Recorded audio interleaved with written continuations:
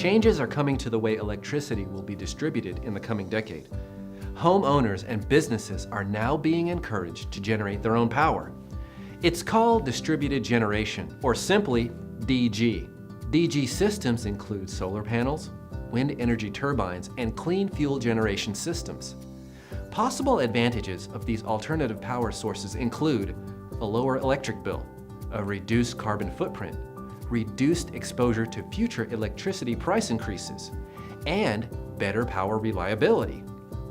The complexity is how do we seamlessly mesh these different sources of electricity into a common energy grid? That's where the smart grid comes into play. The smart grid helps utilities reliably and efficiently integrate renewable technologies into the power grid. Making these different types of systems work together is challenging. Wind and solar systems, for instance, have variable outputs. If there is little wind or it's cloudy, these systems generate little or no power. When this happens, the smart grid can bring stored energy online, or the power utility can be notified to increase output.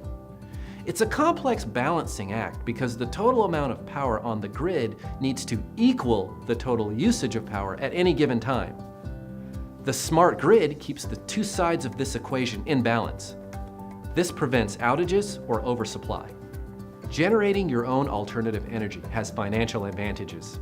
In most states, the power company will actually pay you for any excess energy you don't need for your home or business. But you can't do this alone because you still need the power grid. If the sun's not shining on your solar panel, you will need to access the grid. If you generate excess electricity and want to get reimbursed by your utility, you will need to add your excess electricity to the power grid. Many utilities and communities are choosing to install solar arrays where the power can be shared by multiple households. These solar power plants are giving virtually anyone the option to go solar without installing solar panels on your roof or property. So to determine if you're a good candidate for DG, what must you consider? First, determine if you are a good candidate for solar panels through a quick housing checklist. If you aren't, some utilities offer shared community solar. Check with your local utility. All of this is made possible by the smart grid. Think of it as the musical conductor that makes sure all the instruments play in harmony.